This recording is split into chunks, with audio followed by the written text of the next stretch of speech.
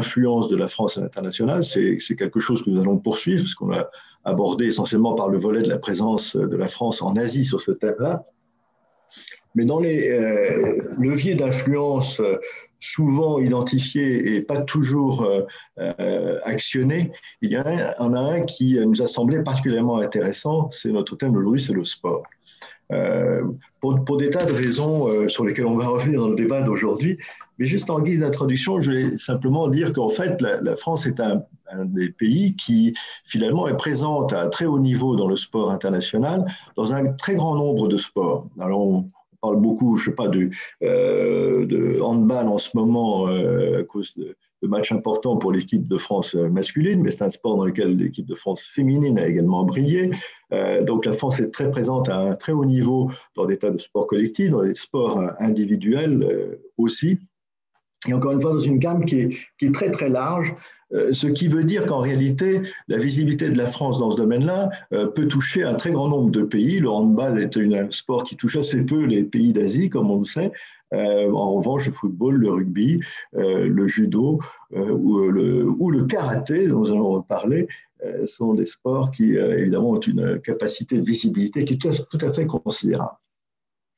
Donc, une de nos questions, c'était de nous dire comment peut-on inscrire le sport dans une réelle perspective diplomatique. Est-ce qu'on peut utiliser le sport comme un outil diplomatique global, mais surtout comment on peut mieux l'utiliser et mieux le structurer pour qu'il soit effectivement un outil et pas simplement quelque chose qui est physiquement très important pour la santé des uns et des autres, ou des unes et des autres, et qui est un loisir évidemment tout à fait essentiel. Mais comment est-ce qu'on peut aller plus que ça? Et quels sont évidemment aussi les moyens qui sont mis à la disposition du sport comme entité pour réaliser cette influence, la mettre en œuvre? Qu'est-ce qu'on a comme moyens mis à disposition et quels sont les besoins aussi qu'on pourrait identifier et sur lesquels on pourrait travailler? Alors, pour nous aider à réfléchir sur ces deux thèmes, nous avons deux invités de marque. Alors, je crois que sur le thème du sport comme vecteur d'influence, il était difficile en France de trouver mieux que nos deux invités de la matinée. Un mot sur Laurence Fichet, parce que j'ai pas eu le plaisir de l'avoir comme étudiante à l'ESSEC, mais j'ai eu le grand bonheur de la recruter. Et c'était lors de mes dernières années de mandat comme directeur de l'ESSEC.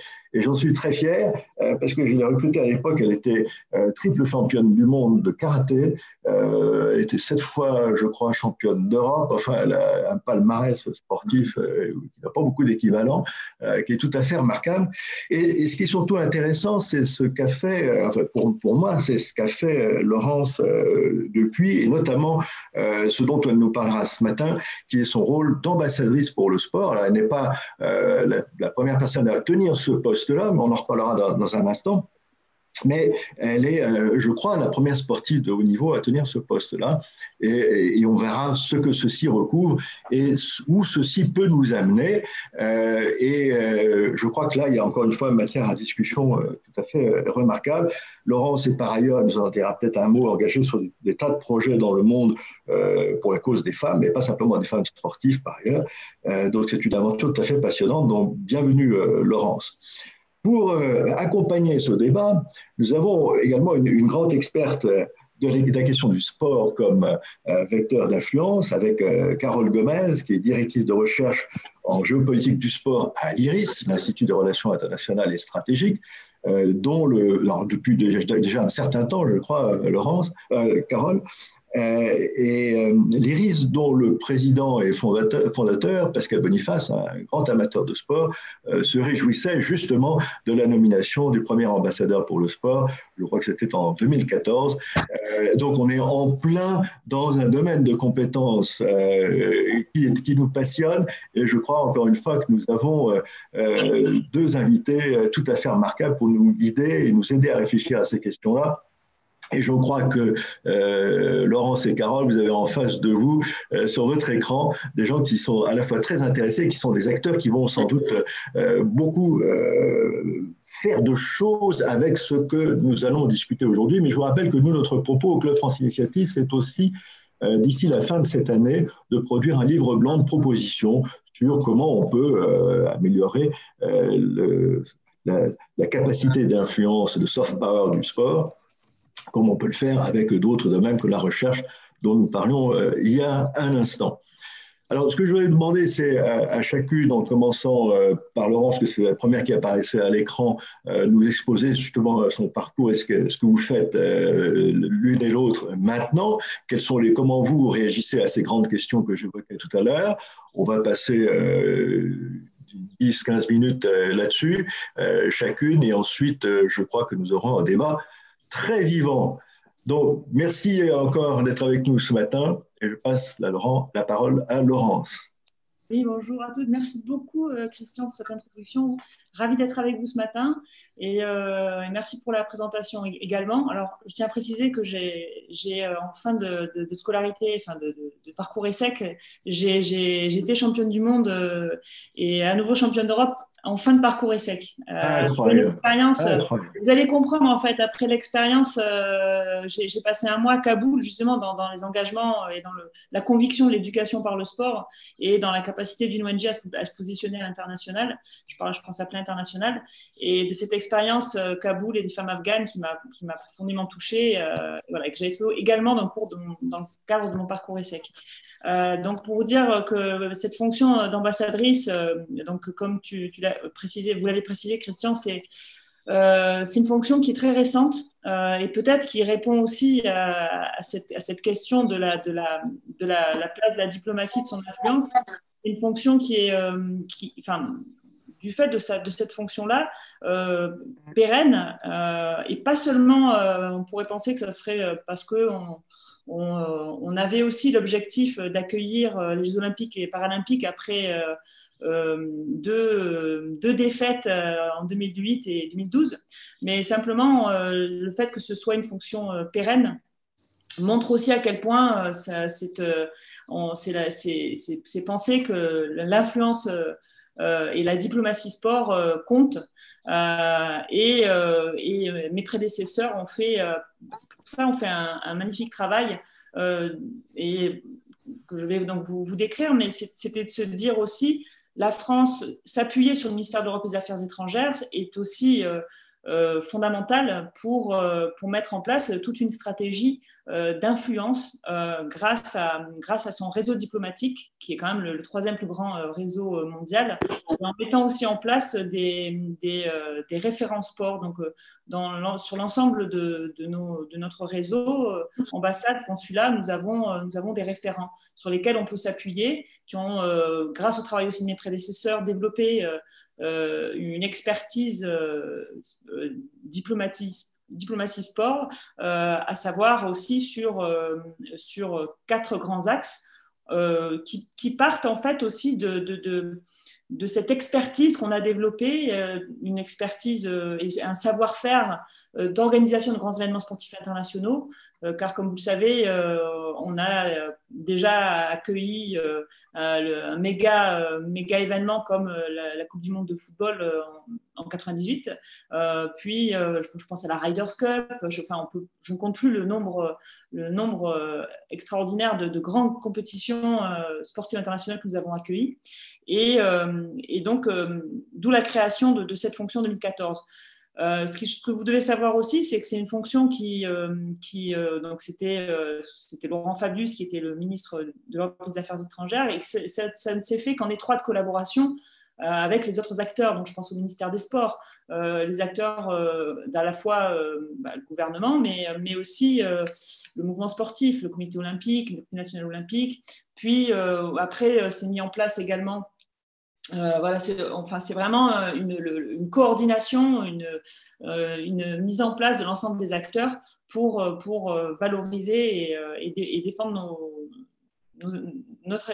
l'excellence du sport français et en faire un rayonnement à l'international. Comment ça se traduit? On travaille d'abord sur le premier axe qui est économique. Aujourd'hui, le sport business correspond à 2% du PIB mondial. En France, on est à 1,8 et c'est bon. On est dans une période très particulière, mais c'est une thématique en plein essor et c'était de mettre tous nos acteurs économiques ensemble, coordonnés, pour donc être plus influents à l'international.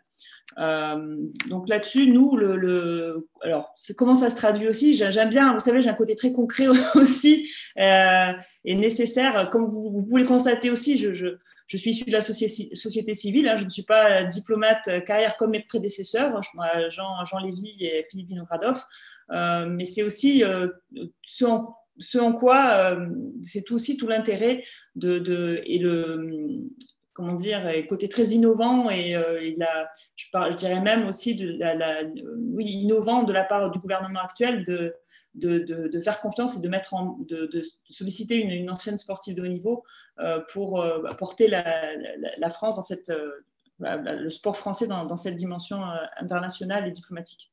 Donc, pour en revenir au volet économique,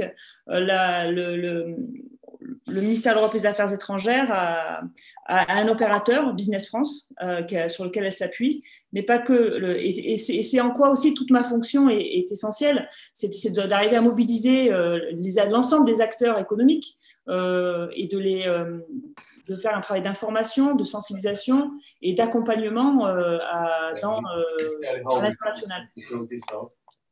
Donc, ça se traduit par une évaluation, l'information des différents marchés, des positionnements possibles de nos entreprises TPE, PME, start-up sur le marché international.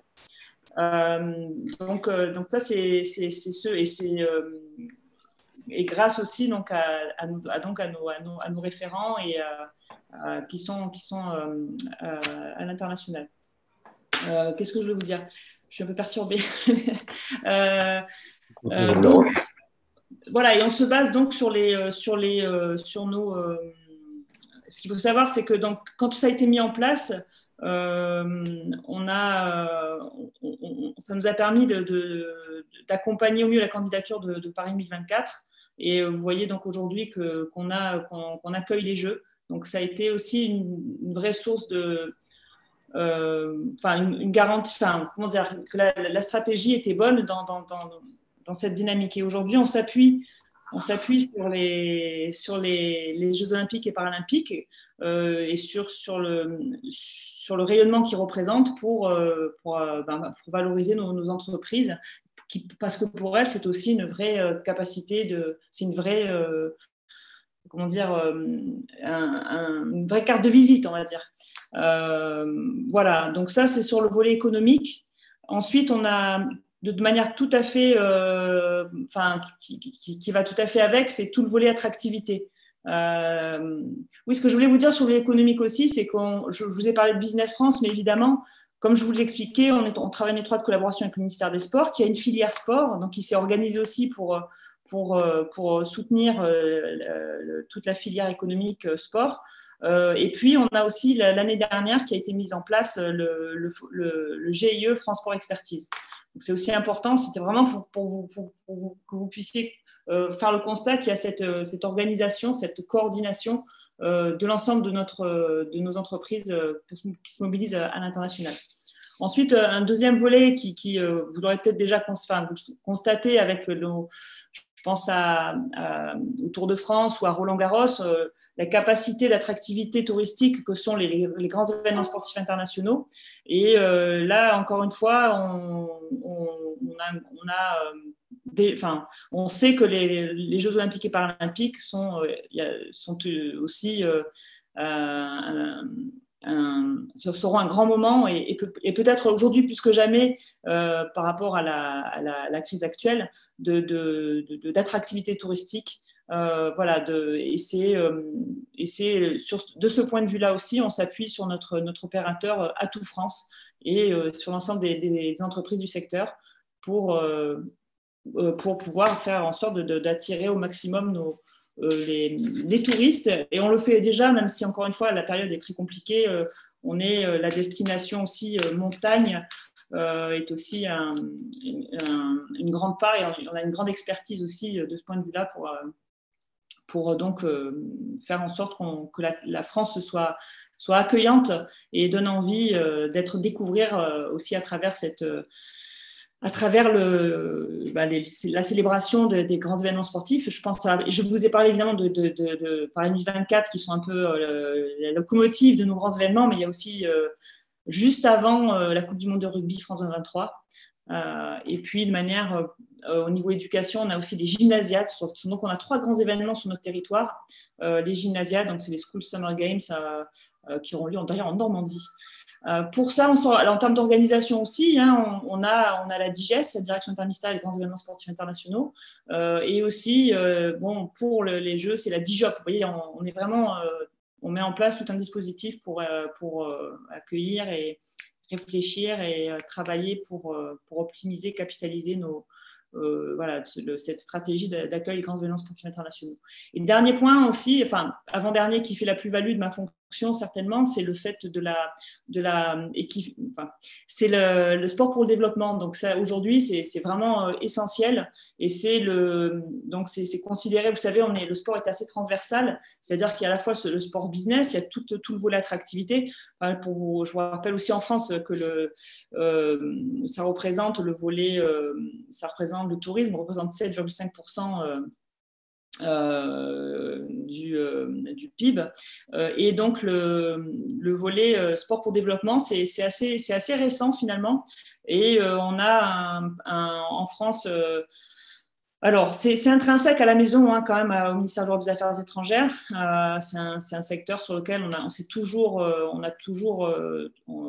investi sur la santé. Hein, Christian, tu l'as dit de manière générale, quand même, tout ce qui concerne la santé, on est très, très, très investi. Mais aussi, vis-à-vis des grandes organisations, mais on est en train de se rendre... de vraiment prendre conscience et de s'appuyer sur le sport, sur ces thématiques-là, santé, éducation, égalité femmes-hommes, inclusion, parce que c'est un outil absolument et tout à fait complémentaire, avec un positionnement quand même aujourd'hui sur le quinquennat de M. Macron, un positionnement Afrique avec vraiment une étroite collaboration, un partage d'expertise et de savoir-faire, sachant sur ces thématiques-là et en s'appuyant beaucoup sur l'Agence française pour le développement, pour vraiment faire un partage, une collaboration sur la base de notre expertise sur ces thématiques-là.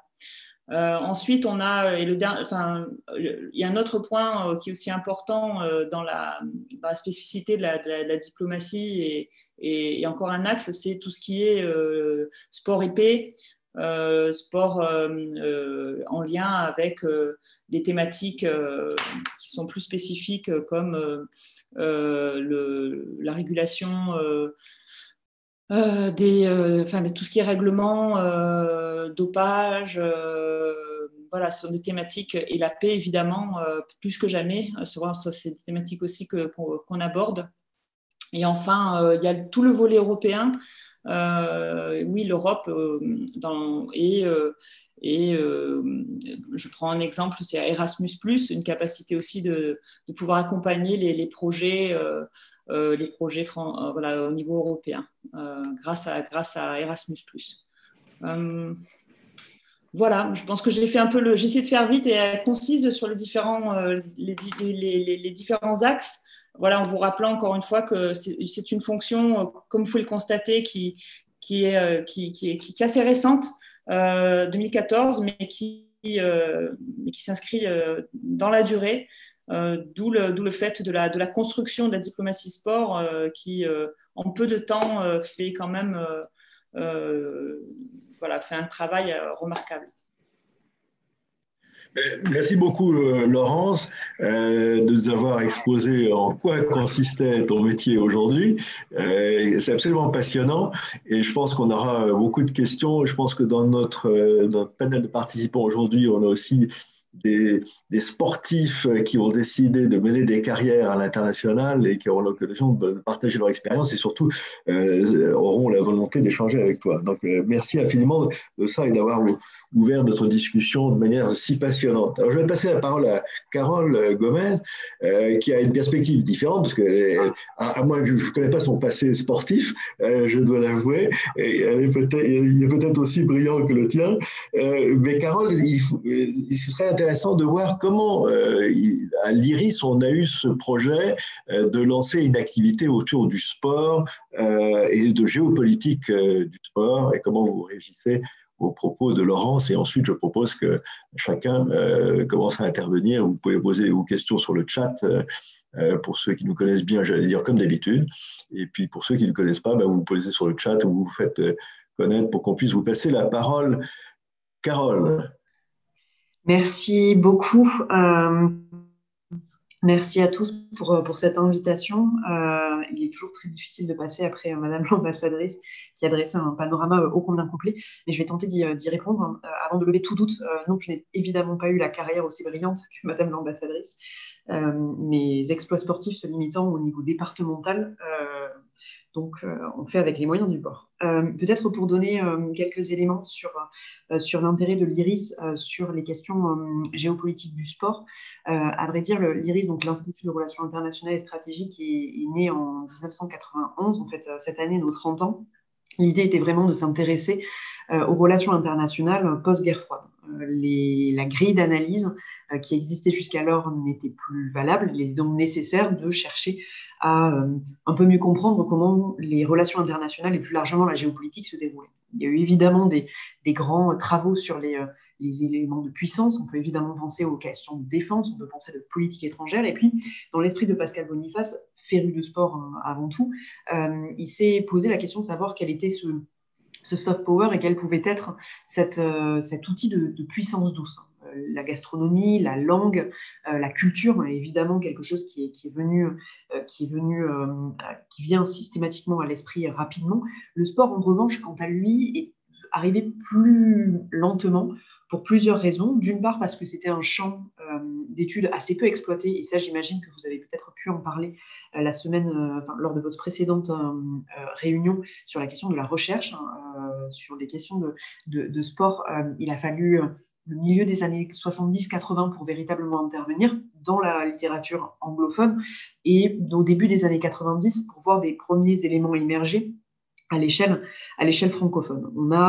Quand on parle de diplomatie du sport, diplomatie sportive, on a cet exemple très, très connu qui est la question de la diplomatie du ping-pong qui est intervenue entre les États-Unis et la Chine en 1971 et qui a permis un rétablissement des relations bilatérales entre ces deux États, relations qui avaient été interrompues à partir de 1949. Donc à ce moment-là, on voit vraiment l'importance que peut avoir le sport comme vecteur diplomatique.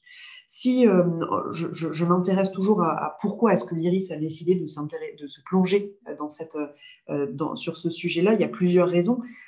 La première d'entre elles étant évidemment l'importance croissante que le sport a pu avoir dans les relations internationales.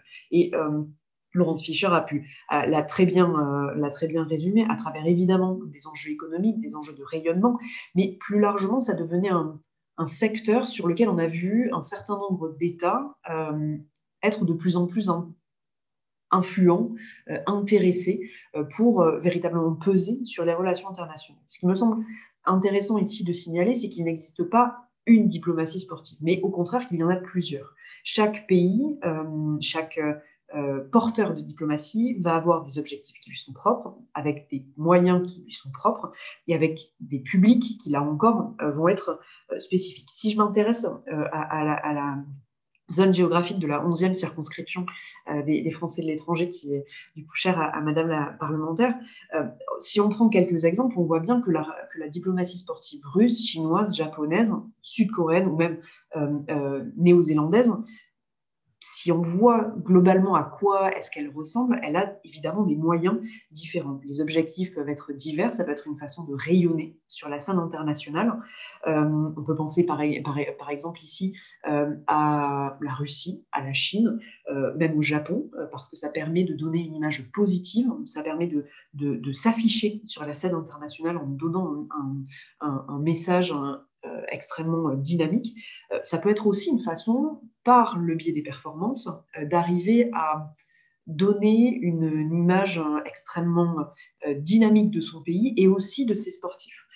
Et à ce titre, c'est quelque chose que l'on avait déjà vu, notamment pendant la guerre froide, où il ne fallait pas oublier que les Jeux olympiques et paralympiques, notamment, n'étaient parfois rien d'autre qu'une opposition entre des nations, entre le bloc de l'Est et le bloc de l'Ouest. Et on a un certain nombre d'exemples qui le montrent, notamment sur une opposition entre les États-Unis et l'URSS, ou à différents égards, entre la Chine et les États-Unis. Et à ce titre, il y a un élément qui me semble particulièrement intéressant et que j'ai souvent tendance à répéter, qui est l'importance qu'a pu avoir les Jeux olympiques et paralympiques de Pékin en 2008 pour la Chine, et notamment, je reviendrai peut-être sur un tout petit élément qui est assez intéressant à bien des égards, qui est le communiqué de presse, le communiqué officiel qui a pu être fait à l'issue de ces Jeux olympiques et paralympiques, pour la première fois accueillis à Pékin en 2008, et pour lequel la Chine a cherché à revendiquer sa victoire. D'une part parce qu'il y avait un déroulé qui s'était parfaitement passé, aucune anicroche dans l'organisation, alors que Dieu sait que c'est un méga événement sportif avec énormément de paramètres à prendre en compte, mais également une revendication de la victoire au regard du classement des médailles, qui est, on ne se le cache pas, l'une des premières choses que l'on va regarder à la fin d'une compétition. Et là, à ce moment-là, il y a eu un petit moment de flottement, de friction entre les États-Unis et la Chine, puisque chacun des deux revendiquait une victoire, l'un revendiquant le nombre total de médailles, l'autre revendiquant le nombre total de médailles d'or. Et donc, il y a eu une petite passe d'armes qui s'est passée entre ces deux États et qui montre à quel point le sport n'est pas simplement une compétition aussi passionnante soit-elle entre des sportifs, entre des équipes, entre des nations, mais aussi un enjeu d'influence et un enjeu tout simplement de puissance. Si je continue un peu, je déroule un peu ce fil des objectifs qui peuvent exister à l'échelle des diplomaties sportives, on peut évidemment penser à la question de la diversification économique. Et ça rebondit sur ce que disait tout à fait Laurence Fischer, avec l'axe économique qui a de plus en plus pris une part importante.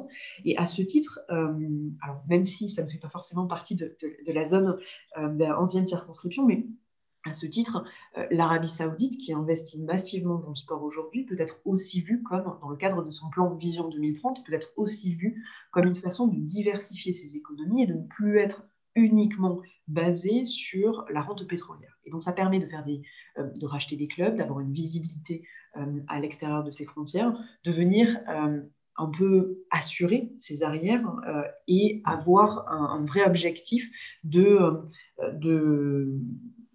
d'apparaître ou du moins d'assurer les années prochaines, quelle que soit l'évolution de la manne pétrolière. C'est aussi un élément qui peut être applicable à la Russie, le fait qu'il y ait différents investissements dans différents sports auprès de différents sponsors peut être aussi vu comme une façon de diversification économique. Et là encore, et on peut rattacher à cet élément-là la question du tourisme lié toujours à cet axe économique, même si, on ne va pas forcément se le cacher, la Chine, le Japon ou la Russie n'ont pas forcément besoin du sport pour attirer, ou la France n'a pas forcément besoin du sport pour attirer des touristes en son sein. Mais néanmoins, le fait d'être au centre de l'actualité pendant une quinzaine de jours, un mois ou un mois et demi, comme par exemple la Coupe du Monde de rugby, ça permet de donner une image positive, dynamique, extrêmement lisse, une vraie carte postale de la part de cet État.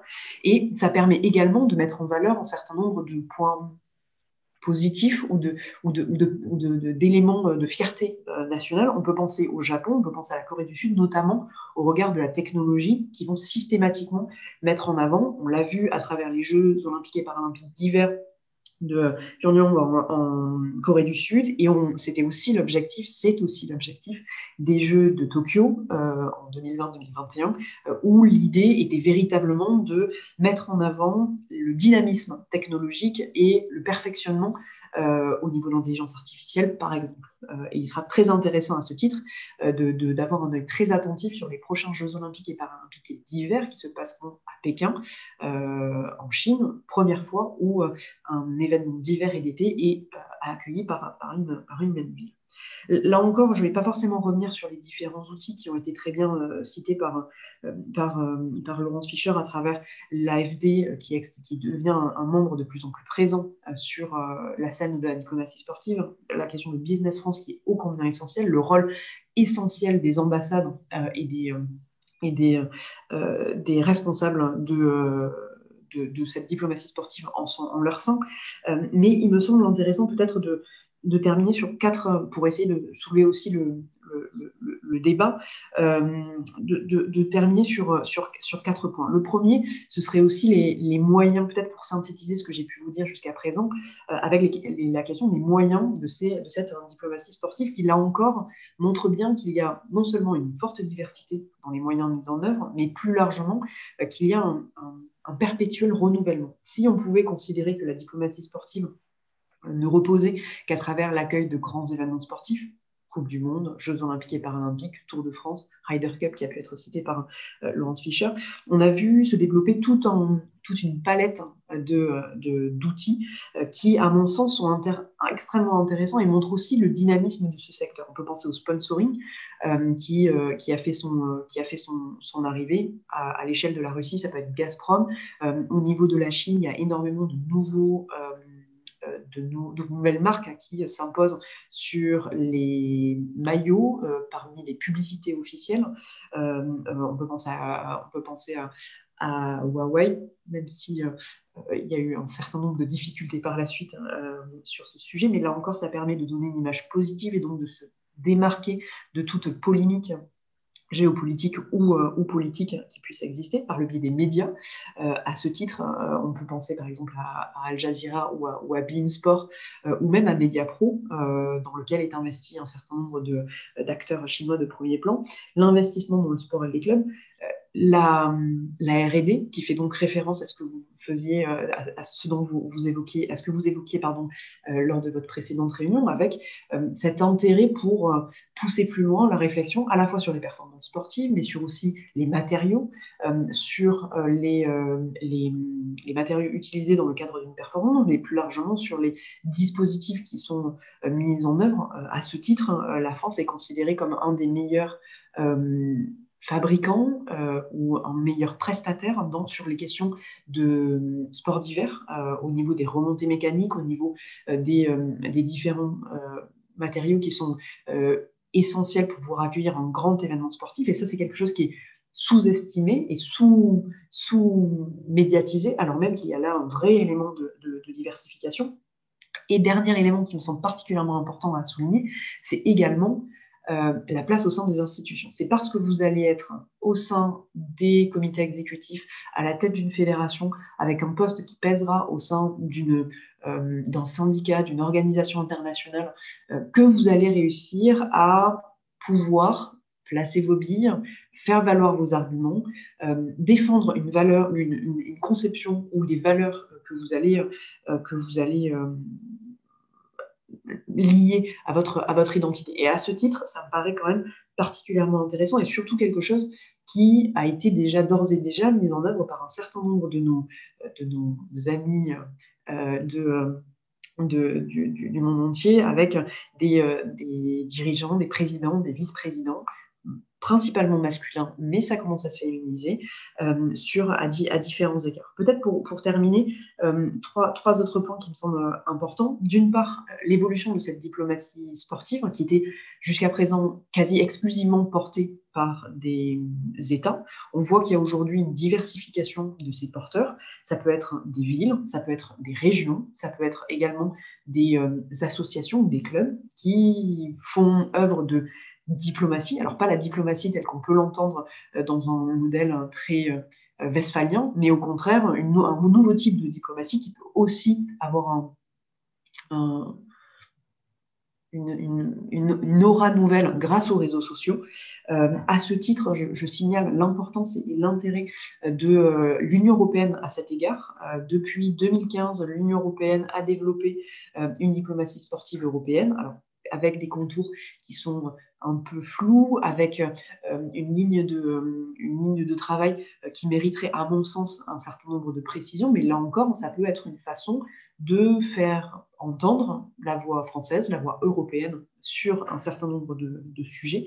Et à mon sens, c'est quelque chose qui doit pouvoir compter dans les prochaines années, même si ça reste encore un petit peu flou. Il y a un certain nombre de travaux qui qui sont lancés à ce sujet. Et par ailleurs, et j'en parle aussi parce qu'on va lancer un projet dans 2 jours, justement dans le cadre des projets Erasmus+, que mentionnait Laurence Fischer. Et donc, nous, on va rentrer on porte un projet avec 6 autres partenaires pour justement penser cette diplomatie sportive européenne. À quoi est-ce qu'elle va servir? Quels vont être les moyens? Quels vont être les objectifs? Deuxième élément qui est aussi comment est-ce que la diplomatie sportive peut aussi faire évoluer la gouvernance. Ça, c'est quelque chose dont on parle très souvent et depuis très longtemps, la réforme de la gouvernance du sport, tout simplement parce que le sport tel qu'il a été créé à la fin du 19e siècle n'a plus rien à voir avec le sport de 2020, 2021, 2022 et même 2030. Et donc, il est nécessaire de venir peut-être remettre à plat un certain nombre d'éléments. Et le dernier élément, et je terminerai par là, et qui fait aussi... qui résonne avec ce que Madame l'ambassadrice a pu dire auparavant, c'est à l'échelle française, on a effectivement ce formidable entrain et cette locomotive que sont les Jeux Olympiques et Paralympiques de Paris 2024 avec la Coupe du Monde masculine de rugby 2023 qui aussi va participer à cet élan. La vraie question qui se pose aujourd'hui, c'est quelle va être la suite? Comment est-ce que, dès aujourd'hui, on peut arriver à imaginer une diplomatie sportive à l'horizon, par exemple, 2030 ou 2040? Si on voit aujourd'hui quels sont les objectifs, quelle est la feuille de route de cette diplomatie sportive française, qui est relativement claire, quelles sont les prochaines étapes? Et ça, c'est dès à présent qu'il est nécessaire de s'interroger, puisque 2024, c'est demain, et qu'il est d'ores et déjà temps, s'il n'est même pas peut-être trop tard, de penser pour justement faire en sorte de venir faire reposer l'essentiel, faire en sorte que l'ensemble de ces actions, l'ensemble de ces activités, l'ensemble de ces réflexions ne soient pas vouées à une disparition belle et lente, mais au contraire que ce soit quelque chose qui soit vivant et que l'on fasse, là encore, vraiment œuvre de construction sur ce qui a déjà été fait. La question de l'héritage est quelque chose qui revient de plus en plus sur les questions de réforme de la gouvernance du sport, qui est devenue incontournable depuis 2014 et l'agenda 2020 mis en place par le Comité international olympique. Et donc, à mon sens, c'est maintenant et d'ores et déjà que cet héritage doit être pensé et surtout mis en application. Et je terminerai ici. Merci beaucoup, Carole. Je pense qu'on ne pouvait pas imaginer une meilleure complémentarité entre ces 2 interventions ce matin. C'est-à-dire que c'est une complémentarité qui peut se traduire en une forme de complicité et c'est absolument passionnant. Donc, vraiment, merci à toutes les 2. Je vais peut-être commencer juste par la fin de ce que vous venez de dire, Carole, parce qu'au fond, je me dis que ce souhait que nous avons au Club France Initiative de remettre le sport à sa juste place en matière de levier d'influence, cette question arrive au bon moment, précisément, parce qu'il va se produire des événements importants sur le sol français dans les années qui viennent. Et il faut savoir effectivement ce qu'on va en faire. Ce n'est pas simplement réussir la production d'événements, ce qui est un élément d'organisation, de management, de logistique et tout ce qu'on veut. C'est qu'est-ce qu'on en fait et comment on assure la pérennité de ce que j'espère on aura réussi à cette occasion. On sait aussi que dans l'histoire du sport, on a su amener le sport français à l'étranger. Je pense par exemple, des manifestations comme le Tour de France, qui était évidemment très, très suivi, mais qui a fait le tour de ceci, le tour de cela à plusieurs endroits du monde, qui fait que des acteurs internationaux s'intéressent au sport en France. Je pense à des tas de dispositifs comme des courses à la voile qu'on suit tous peut-être aussi en ce moment, qui sont des vecteurs et qui tendent à s'internationaliser. Donc il se passe des choses tout à fait passionnantes dans un très grand nombre de sports. Je pense aussi qu'il y a des sportifs qui ont fait levier en fait de leur carrière pour aller essaimer, développer des activités, leur propre activité, leur propre sport dans d'autres pays. Je crois que nous avons d'ailleurs dans notre panel ce matin un autre champion du monde dans taekwondo, donc bien connu en Asie aussi, et qui lui a mené une expérience de ce type-là en Asie, en Chine, je crois.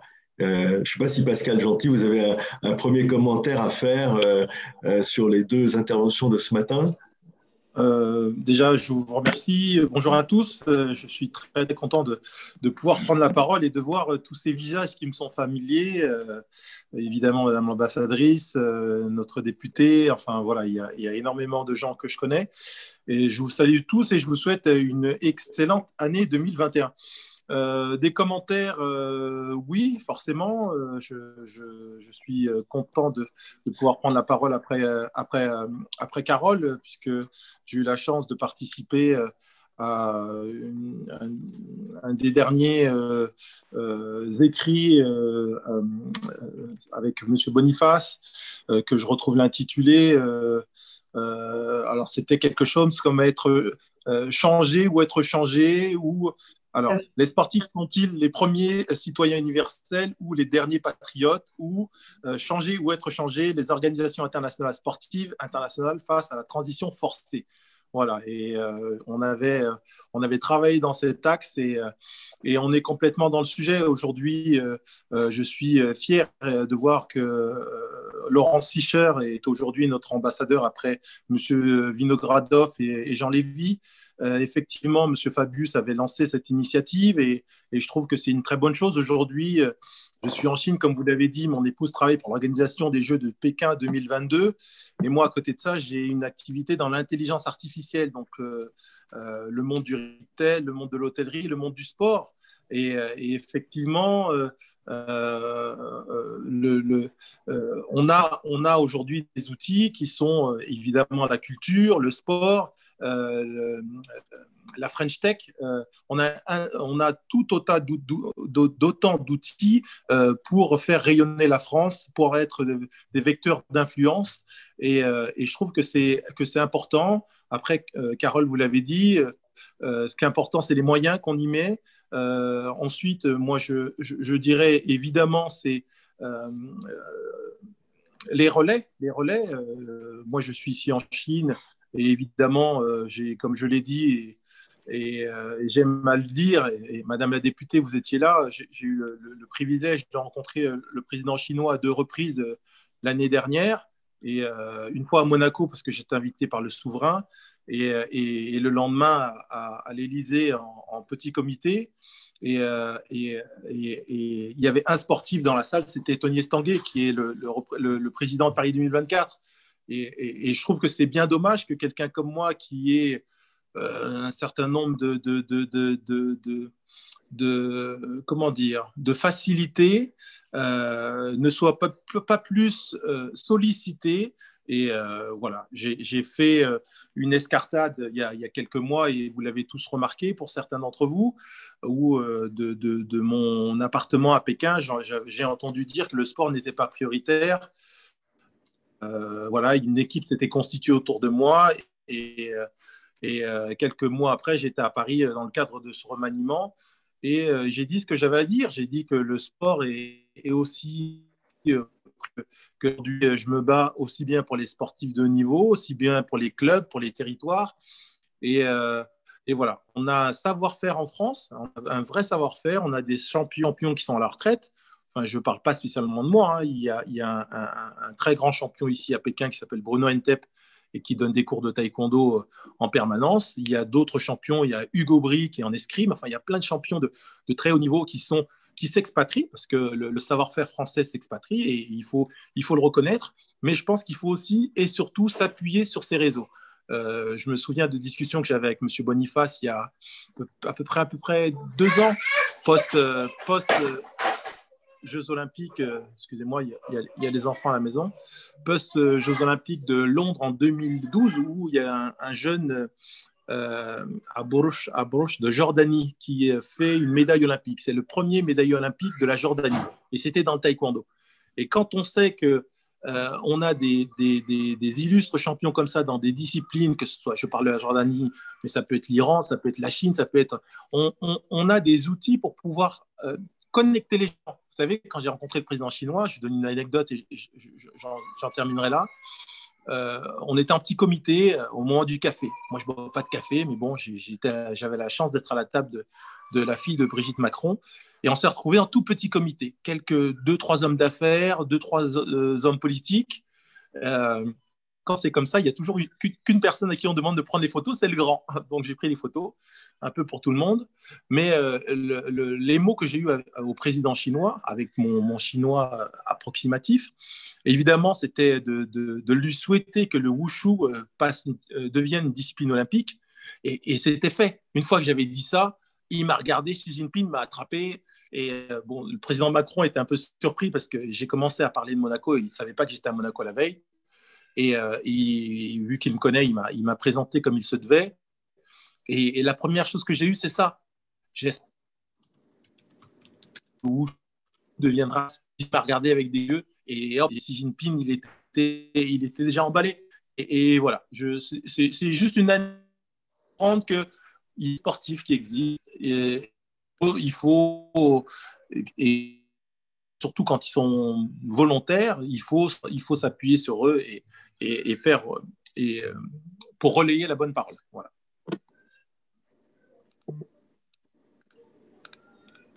J'espère que vous m'avez entendu. Christian, ton micro. Merci Pascal d'avoir montré qu'une autre forme de sport épais ou de forme de diplomatie sportive, c'est de jouer sur la panoplie des sports aux Jeux Olympiques. On voit que ça a été un objet de discussion qui va et qui vient d'ailleurs, puisqu'il y a des sports expérimentaux qui ont un ancrage national et un enjeu national très fort, qui cherchent à devenir discipline olympique. Donc, ça fait partie de ces marges de discussion diplomatique autour de la manifestation spécifique des Jeux Olympiques. Ce que je vous propose aux unes, aux uns et aux autres, c'est maintenant intervenir, partager votre expérience, poser des questions. On est là pour apprendre et pour débattre et pour construire ensemble. Christian, c'est Anne, le temps que peut-être nos participants n'hésitent pas à lever la main ou à mettre une question pour pouvoir prendre la parole. J'aurais juste quelques questions. J'aurais voulu poser à nos deux intervenantes.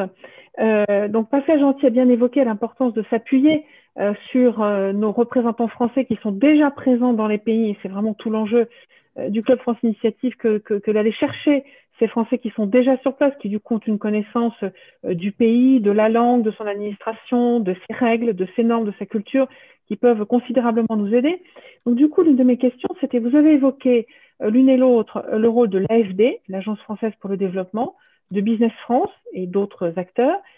J'aurais voulu savoir chacune de ces entités, sur qui s'appuie-t-elle localement pour développer cette diplomatie française du sport? Est-ce qu'on en reste sur quelques grandes entreprises du CAC 40, comme ça se fait beaucoup dans beaucoup de domaines? Vont-ils chercher d'autres personnes? Voilà, c'est ce que j'aimerais un petit peu savoir, c'est comment fonctionne-t-il? Il y a une petite chose qui m'a un tout petit peu manqué, c'est que j'ai bien compris les axes sur lesquels vous alliez travailler, ce sera ma deuxième question, mais finalement, sur chacun de ces axes, quelles sont les valeurs françaises que vous portez dans la diplomatie? Ça, voilà, je suis un tout petit peu restée sur ma fin. J'aimerais bien savoir quelles sont ces valeurs et donc qui faut-il aller chercher dans les différents pays pour développer ces valeurs et avoir donné envie à nos correspondants locaux de travailler avec nous dans le champ du sport. Voilà mes deux questions, puis je laisserai après aux autres personnes qui le souhaitent prendre la parole. Alors, Carole, si vous me permettez, pardon, j'ai tutoiement facile, excusez-moi, des formations de sportives. Concernant l'appui local, comme je vous ai expliqué, on a des référents sport. Donc, ça veut dire que l'ensemble du réseau diplomatique a un expert, voilà, une personne qui est dédiée au sport sous les différents axes que je vous ai évoqués. Avec pour fonction, nous, de lui indiquer les différents axes sur lesquels quels vont être le plan d'action annuel, voire on a évoqué le volet héritage, mais et l'acculturation, parce que tout le monde n'a pas cette appétence et il n'a pas dans son portefeuille que le sport. Mais voilà, donc déjà le référent, donc ambassade, consulat, sur à peu près 170 c'est l'ensemble du réseau, 170 pays, et voir, pas 70 pays, plus les consuls qui sont, je pense, Los Angeles. C'est très important que notre consul soit très au fait par rapport au fait que les Jeux Olympiques vont avoir lieu en 2028. Alors, donc voilà. Et deuxièmement, ce qu'il faut savoir aussi, c'est que les opérateurs, donc Agence française pour le développement, Business France et Atout France, opérateurs de notre ministère de l'Europe et des Affaires étrangères, a aussi sur site des référents, enfin des responsables, enfin des représentants. Pas forcément dans tous les pays, mais parfois par zone géographique. Donc ça, c'est important. Eux aussi, pour vous donner un exemple, Business France fait de manière assez récente aussi, hein, comme je vous ai dit, c'est assez récent, donc la coordination aussi se fait au fur et à mesure, mais il y a eu l'année dernière une session un webinaire avec l'ensemble des représentants Business France qui avaient pour les informer du sport business et de leur responsabilité en la matière. Donc voilà, ça c'est pour vous dire aussi que localement, donc ils sont les acteurs Business France et AFD sont représentés dans les différentes ambassades et autres consulats. Voilà, donc ça c'est avec en fonction aussi, si vous voulez, l'AFD par exemple, on va avoir un axe très fort en Afrique, donc au niveau sport, il va y avoir l'AFD sport et sport pour développement, l'axe est très africain. Donc il y a il va y avoir des experts AFD parce qu'on a des enjeux et qu'on a démarré des projets vraiment importants. Je pense à Dakar par exemple, où il va y avoir les Jeux de la jeunesse et où de l'implication de l'AFD. D'ailleurs, en partenariat avec Paris 2024 et l'INSEP. Vous voyez, donc voilà, pour donner cet exemple. Ensuite, et c'est là, et je vais rebondir sur le fait des valeurs de la France. À mon sens, elles sont assez, elles se révèlent aussi dans cet engagement, associé à la fois d'avoir un vrai investissement sur ces axes-là. Donc mettre en avant, permettre aux entreprises françaises de rayonner, d'être influentes, de mettre en avant leur expertise, leur savoir-faire, parce qu'on a cette expertise d'accueil de grands événements sportifs internationaux, de le mettre et d'avoir, justement, j'ai dit tout à l'heure, c'est une identité forte que d'accueillir même les Jeux Olympiques Paralympiques, et donc de le promouvoir, puisque ces entreprises participent justement à l'articulation, à la création, à la mise en place aussi je l'exprime mal, mais des grands événements sportifs sur notre territoire. Je vais vous donner un exemple très concret aussi. On est champion du monde de football. La Fédération française de football a mis en place un collectif d'entreprises dédiées qu'on retrouve aussi au GIE, qu'on retrouve aussi chez Business France. Je prends Natural Grass qui fait du gazon. C'est une PME qui a d'ailleurs démarré en start-up avec le tremplin. Vous voyez, donc il y a une espèce de logique comme ça et qui fait partie de ce collectif Fédération française de foot. Et quand on parle de valeur, c'est justement pour moi, quand on parle de vision, c'est cette capacité qu'on a aujourd'hui. Et le ministère de l'Europe et des Affaires étrangères l'incarne, à mon sens, cette capacité à la fois de développer, de valoriser, d'accompagner, de supporter nos entreprises françaises à l'export, et en même temps d'être complètement en développement d'une expertise qui correspond aux objectifs de développement durable et qui vont être sur ces thématiques que j'ai déjà évoquées. Et d'articuler les deux. Enfin, en termes de valeur et dans ce que nous, on veut porter aujourd'hui, et ce qu'incarne le sport aujourd'hui, c'est vraiment de se dire, on a des compétences, on est dans du pur business, de construction de stades, de capacité, d'une expertise, Carole Gomez l'a évoqué, de nos entreprises, et en même temps de se dire, on a des sujets fondamentaux, et c'est ce en quoi la vision de Paris 2024, ce que Paris 2024 dans sa vision met en avant, c'est qu'on a des enjeux climatiques, on a des enjeux de biodiversité et de développement durable, et c'est des sujets aujourd'hui dans notre capacité à accueillir des grands événements sportifs internationaux et dans la demande aussi qui sont faites de futurs de pays en développement qui veulent accueillir ces événements, de mettre en avant tout ce que nous, on est en train de développer sur ces thématiques-là. Voilà. On incarne aussi, en termes de paix, en termes de droits humains, on défend aussi des valeurs dans ce sens-là, même au niveau de notre francophonie, et c'est des choses aussi qu'on met en avant à travers le sport. Et c'est ce que moi aussi, dans ce que j'incarne, c'est ce que je défends. Voilà, et c'est peut-être, pensez bien que l'arrivée à ma fonction, le fait que j'ai été choisie, c'est pas anodin par rapport à ces thématiques-là. Voilà, je pense même notamment, Carole Gomez en parlait, de l'investissement de l'égalité femmes-hommes, c'est assez fondamental aujourd'hui. Et ces inégalités-là, quand on parle de gouvernance, voilà, j'incarne ça aussi. Et c'est bien pour dire que c'est des sujets sur lesquels on tient et pour lesquels on travaille et qu'on veut amener donc et qu'on défend à l'international. Merci Laurent, c'est effectivement un complément passionnant parce qu'on voit que précisément pour répondre à la question de Anne, le sport est porteur de valeurs et c'est des valeurs qui sont nouvelles. C'est que tu parlais de questions sur le climat et la biodiversité qui va être quelque chose de profondément attaché au JO Paris 2024. Il y a la question de l'inclusion, comme on dirait aujourd'hui, et au-delà de l'égalité homme-femme, il y a faire en sorte qu'on inclut à peu près tout le monde. Tu veux ajouter un point là-dessus, Laurence? Oui, c'est le volet santé, évidemment. Enfin, oui, c'est ça. C'est assez fondamental avec la crise et la crise sanitaire qui à la fois fait un mal important au sport aujourd'hui, mais qui en même temps est une solution. On va venir à permettre, quand on parle de bouger plus aujourd'hui, qui était la base de Paris 2024 pour l'ensemble des Français, avec toutes les conséquences de santé. Enfin, il ne m'est pas arrivé une seule fois dans mes déplacements que d'un point de vue institutionnel ou gouvernemental, on ne me sollicite pas sur la thématique des problématiques de santé qui sont liées aujourd'hui aux problèmes cardiovasculaires, à l'obésité, au diabète, pour citer cet exemple-là. Mais aujourd'hui, l'activité physique est aussi une réponse par rapport aux spécificités de la Covid, dans la capacité à d'abord, en étant en bonne santé, en faisant des exercices réguliers, à être en bonne santé, et ensuite peut-être même anticipons sur la capacité pour les personnes qui ont été atteintes de la maladie, mais voilà, qui vont mieux, mais il y a aussi des séquelles, et l'activité physique est une solution. Et ça, c'est quelque chose aujourd'hui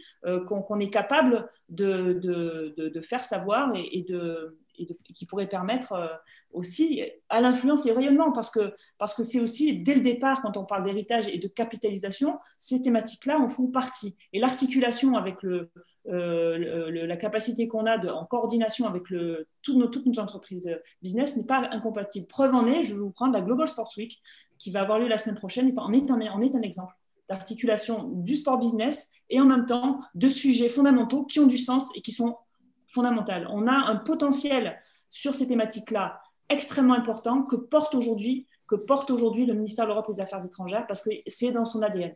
Voilà. Carole, vous voulez ajouter un petit commentaire là-dessus?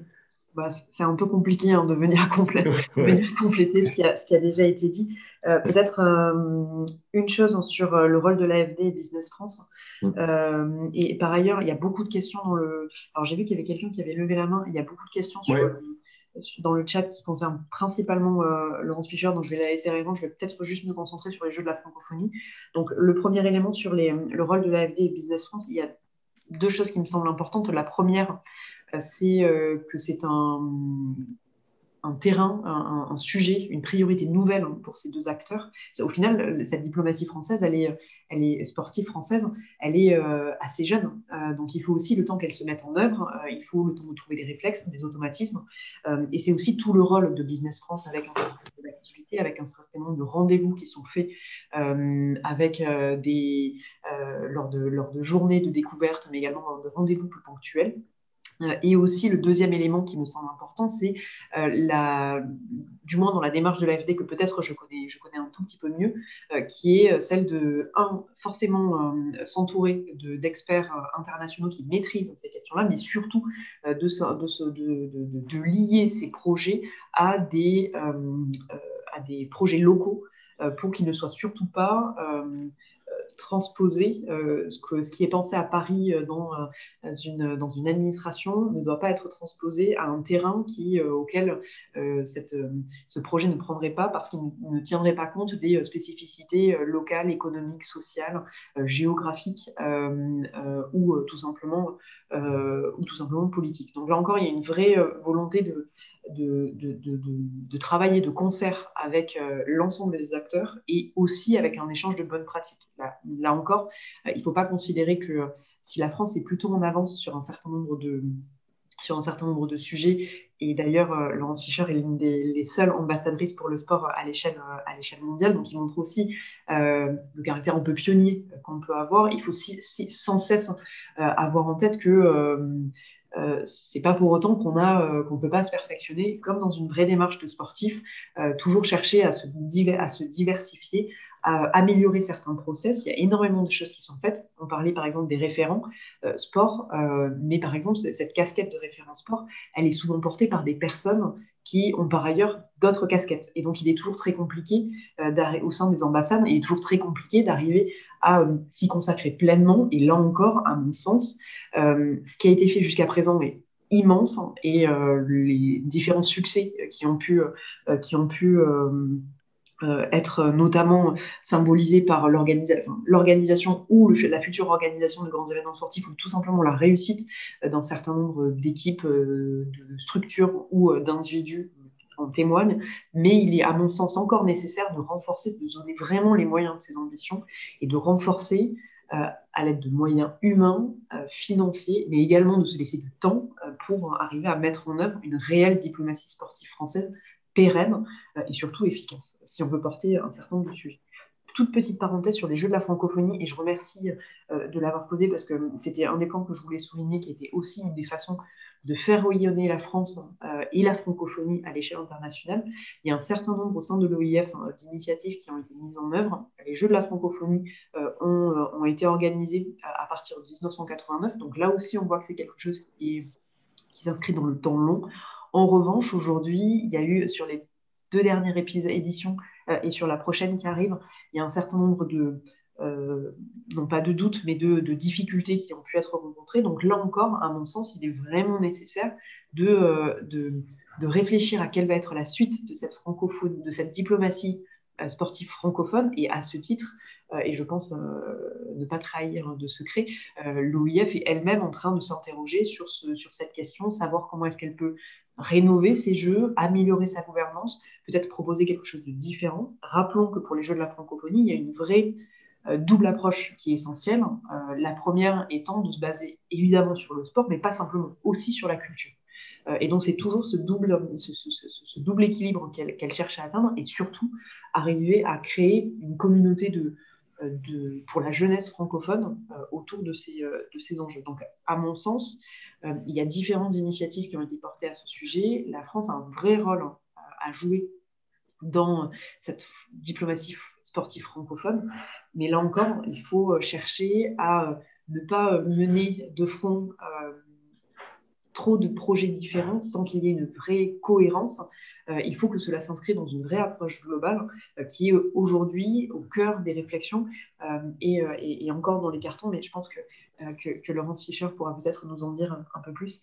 Et par rapport au jeu du Commonwealth, effectivement, il y a une vraie logique de rayonnement, même si il y a eu au cours là encore de certaines éditions, des petites anicroches qui, là encore, démontre qu'on a un peu un point de bascule et qu'il est temps sans doute de rénover, de repenser autrement.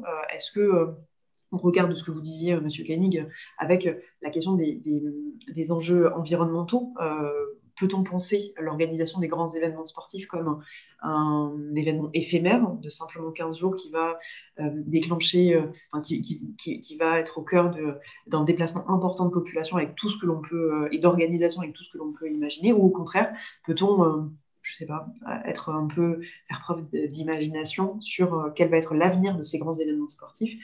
Et à ce titre, à la fois les Jeux du Commonwealth, les Jeux de la francophonie, mais plus largement un certain nombre d'États se penchent assez sérieusement sur cette question-là, notamment au regard de l'importance qu'a pu avoir la question des enjeux climatiques dans le débat contemporain et qui, pendant trop longtemps, ont été oubliés du sport et qui, aujourd'hui, le rattrape un peu dans sa course. J'ai été trop longue, je vous rends la parole à Laurence Fischer. Merci beaucoup. Je vois qu'il y a aussi, alors Anne me dit que Cyril Alain a levé la main, mais je ne le vois pas sur mon écran, alors je suis un petit peu ennuyé. Mais je crains qu'il soit parti, hélas. Alors, Pierre Buller a levé la main.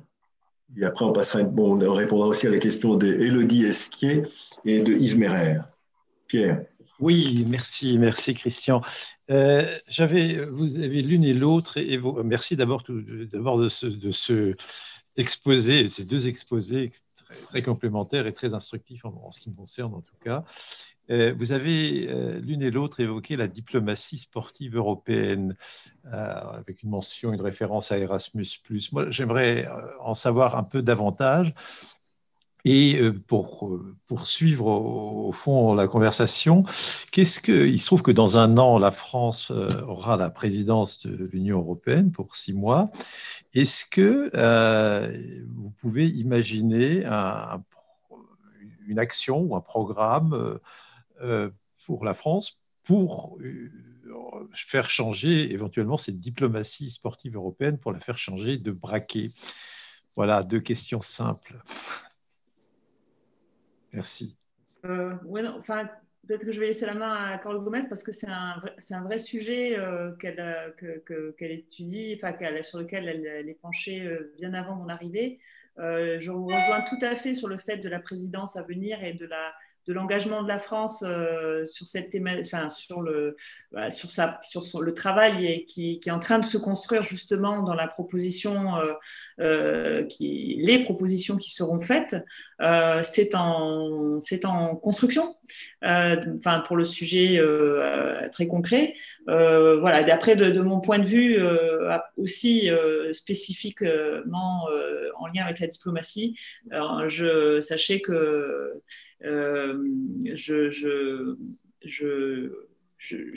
j'espère et je crois beaucoup à ce que ça prenne la place que ça doit prendre dans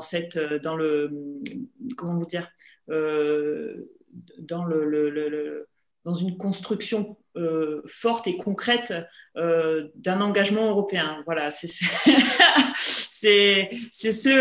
que j'espère, mais Carole en parlera mieux parce que c'est vraiment son sujet, mais vraiment très, en termes de messages et que porte la France en matière d'Europe, je pense que la diplomatie sport a toute sa place et de manière, avec une attente concrète.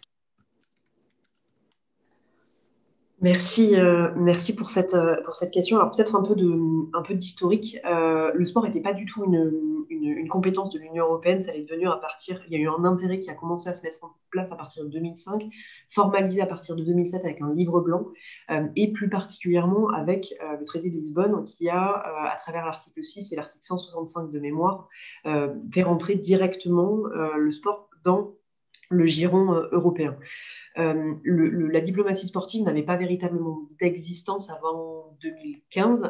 Il n'apparaît d'ailleurs, ce titre-là, cette expression-là n'apparaît pas dans les différents documents stratégiques de l'Union européenne. Et en fait, cette réflexion est saisie à partir de 2015 à travers la mise en place d'un groupe de haut niveau sur la diplomatie sportive qui va faire un peu en état des lieux de ce qu'est la diplomatie sportive et ce que pourrait être la diplomatie sportive européenne.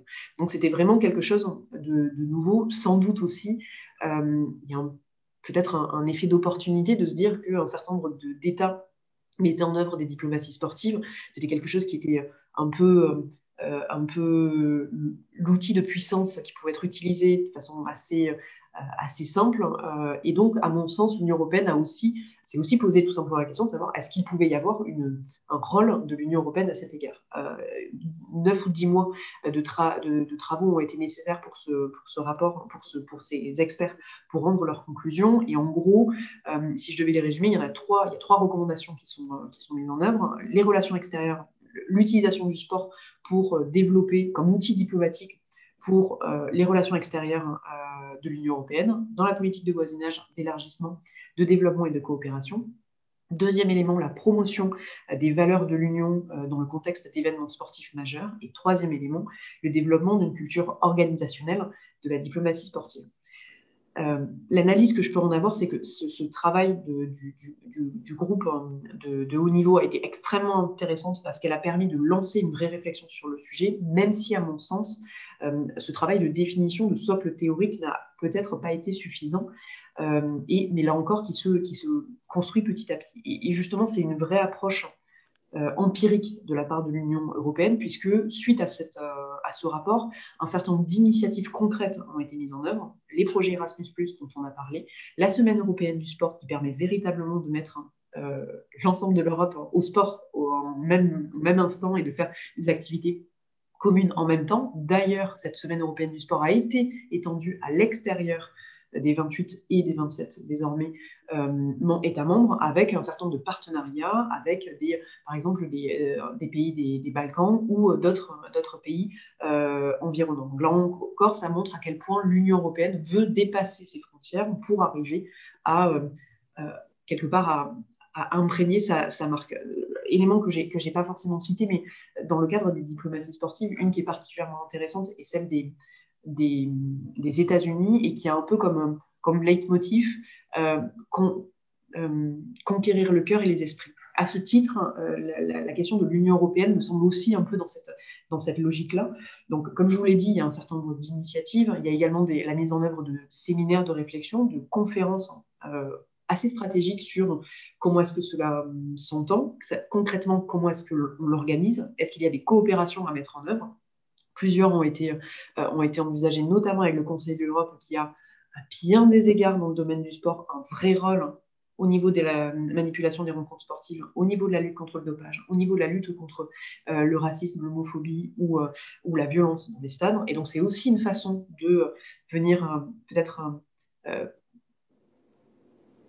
travailler dans la roue de cette institution-là qui a réussi à avoir une vraie place concrète dans le panorama ô combien complexe et riche du sport. Et peut-être pour terminer et pour répondre à votre question sur que peut la France, à mon sens, elle peut un certain nombre de choses, puisque la diplomatie sportive a fait son apparition dans le plan de travail de l'Union européenne sur les questions sportives à partir de 2017. Elle a de nouveau été mise en œuvre. Elle a été annoncée en décembre 2020 pour le plan 2021-2024 qui fait de la diplomatie sportive un des axes stratégiques. Le problème étant qu'en dépit de cet affichage, de la volonté d'en faire une priorité, il y a assez peu, au final, de choses qui sont mises en œuvre. Il y a un certain nombre d'initiatives éparses qui existent, mais il manque un vrai élan sur ce sujet. Et d'ailleurs, il est notable de relever que le Portugal, là, dans la présidence qu'ils ont mis en œuvre, l'avait considéré comme une priorité. Or, si on regarde leur document stratégique et le programme, il n'apparaît pas, ou alors il apparaît quand on va véritablement chercher dans les détails et où ils expliquent la nécessité de développer les relations extérieures de l'Union européenne à travers deux exemples, l'Afrique et l'Amérique latine, mais sans plus donner de détails, ce qui là encore, me semble un peu être un début de mise en œuvre, mais sans véritablement se donner les moyens de l'ambition. Néanmoins, soulignons que la présidence portugaise a, d'après ce qui se dit, volonté d'organiser une conférence sur le sujet de 2 jours, spécifiquement réservée à la diplomatie sportive européenne au début juin 2021, et qui permettrait de venir relancer. Donc, à mon sens, le rôle de la France, c'est on peut construire sur cet existant et sans doute proposer de nouvelles choses qui pourraient intervenir à travers l'organisation d'activités, une meilleure communication sur l'ensemble des initiatives qui sont faites. Au regard, ce que je vous disais était que ces actions étaient très éparses, mais néanmoins, elles existent, elles sont présentes. Il y a une plutôt bonne communication qui existe entre les porteurs de projets et des initiatives, mais on n'arrive pas véritablement à franchir ce palier, ce cap, qui pourtant me semble intéressant. Et d'ailleurs, je suis l'une des seules de cet âge à travailler sur le sport, mais je pense que même si je pose la question à mes collègues qui sont experts de l'Union européenne, rares sont ceux qui savent qu'on a une diplomatie sportive européenne. Donc il y a une vraie logique de communication à cet égard qui, en plus, rentre en résonance avec l'objectif de l'Union européenne, à savoir que la diplomatie sportive soit un peu le fil rouge qui soit présent dans un certain nombre d'actions, dans les actions du Parlement, dans les actions du SEAE, dans les actions de la Commission. Or, aujourd'hui, ce n'est pas complètement le cas. Il y a plutôt un effet de presque, pardonnez-moi l'expression, mais un effet d'aubaine où on va chercher à compléter un dispositif en place, donc on va rajouter du sport, mais sans véritablement prendre conscience que le sport peut être un réel levier et non pas quelque chose d'un peu cosmétique qui paraît un peu simple à mettre en œuvre. Là encore, à mon sens, il y a une vraie nécessité de se donner les moyens de ses ambitions pour arriver à faire de ce qui est déjà en place quelque chose de concret et réel. Mais là encore, il faut une nécessaire volonté politique à cet égard et qui, pour le coup, dans le contexte de la crise de Covid-19, peut penser être la dernière des priorités de l'Union européenne, alors qu'il suffit de renverser la perspective en se disant que le sport, à bien des égards, peut être une clé, un levier qui peut être intéressant à mettre en œuvre en termes de santé, en termes de relance de l'économie, en termes aussi de réunion d'un certain nombre de populations qui, en ce moment, a bien besoin de choses positives et de quoi rêver. Je crois qu'on a un point de vue très convergent avec celui de Laurence. Donc, ça montre toute la pertinence de notre débat de ce matin, enfin, de notre discussion de ce matin. Je vois aussi qu'en Europe, il y a deux dimensions complémentaires, une dimension intra-européenne avec des enjeux qui sont bien particuliers, puis une dimension extra-européenne qui a sa propre problématique et ses propres enjeux. Oui, Carole, vous voulez... Pardon, en fait, je réponds juste à la question de Franck Barthélemy sur la question du sport dans quel portefeuille. Et là encore, c'est quelque chose qui me semble particulièrement important, puisque si la diplomatie sportive européenne avait été portée notamment par l'ancien commissaire Navracsics, qui était lui commissaire à la culture, à la jeunesse et au sport, aujourd'hui, cette logique-là est portée par la commissaire Maria Gabriel, qui est en charge de l'innovation, de la jeunesse, de la culture, et dont le titre ne contient plus le terme sport. Et dont d'ailleurs la feuille de route adressée par Ursula von der Leyen à Maria Gabriel ne contient pas véritablement l'expression diplomatie sportive, mais plus une façon de développer la semaine européenne du sport, par exemple, ou les récompenses qui peuvent être faites. Donc là encore, on n'est pas sur un apport théorique, mais plus sur on va essayer de pousser encore un peu plus les expressions, les exemples de cette diplomatie sportive. Donc, à mon sens, il y a quand même un certain nombre, ce qui me semble pas complètement décourageant, c'est qu'il y a un certain nombre de sujets, de leviers que l'on peut arriver à activer, que l'on peut arriver à faire bouger et qui permettra de vraiment enclencher cette prise en compte du sport au sein de la dynamique européenne, et le sport est dans le portefeuille de la commissaire, mais plus largement de la DG EAC. Donc, ça doit être Culture, Youth and... je ne me souviens plus quel est le titre exact, puisque ça a quand même pas mal changé, mais en sachant que si on regarde l'organigramme, on voit vraiment que le département de sport est malheureusement un tout petit peu excentré, voire même isolé sur cette logique-là. Donc là encore, qui témoigne qu'il y a une vraie volonté de faire quelque chose, mais qui n'est pas au cœur des préoccupations, alors même que si on lance une diplomatie sportive européenne, on devrait au contraire le placer au cœur afin que ça irrigue dans tous les secteurs.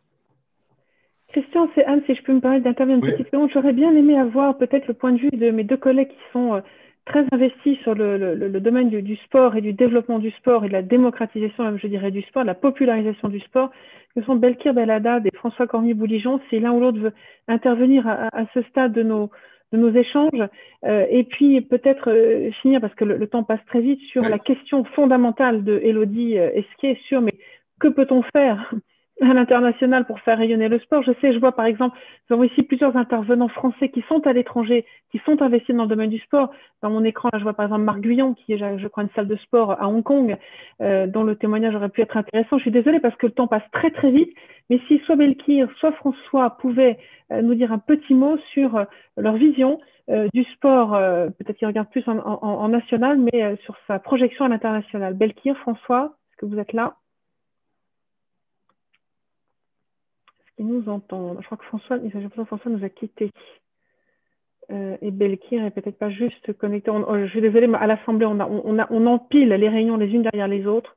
Et c'est super difficile de tout suivre en même temps. Bon, alors dans ce cas-là, est-ce qu'on peut peut-être répondre à la question de... Oui, Ah, oui, Belkir, super. Oui, je vous écoutais très religieusement. Voilà.